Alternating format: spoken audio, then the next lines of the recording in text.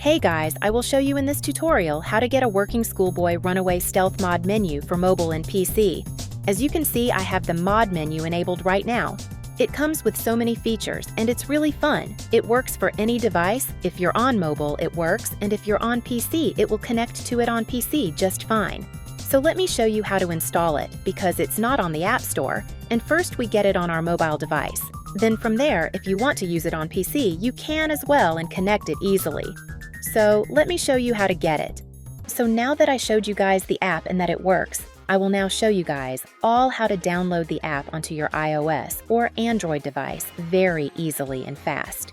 But before I show you guys how to install it, if you're on iOS or an iPhone device, we have to change some settings in our phone really quick before you can download it.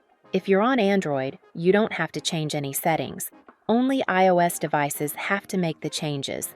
So first, go into your battery settings and make sure low power mode is turned off. This is very important and can mess up the install if you leave it on. After we get the app, you can revert all your settings back to normal, so don't worry, it's just for the install.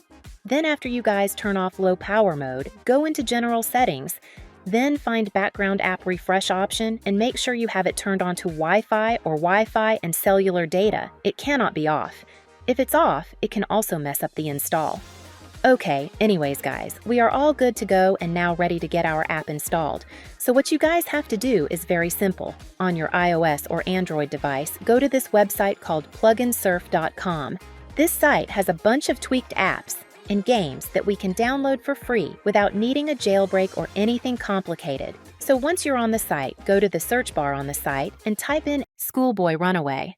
Now tap the app and then click the button that says Start Installation on the pop-up. Now you will have to wait for this to load. It usually is fast and will load under 30 seconds usually. Then once it loads, there will be one last step we must do in order to finish installing our app fully onto our iOS or Android device for free. So you will see something like this pop up. So before you can use the full app, you will have to complete 2 plugins from the list. Basically, for the app to fully run and load, it needs this and it is required for the app to work. But it's simple. You just tap the app or plugin and read the instructions and do exactly as it says.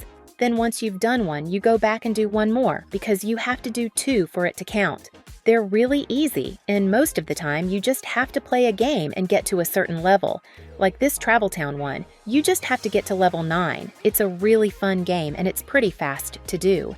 And also you might see like this Dice Dreams one as well. You just download the app, get to Kingdom 6, and that one also counts as another one. Usually you should see these 2. Do them as they are easy and fun, but make sure to fully play the games. It's very important that you do so.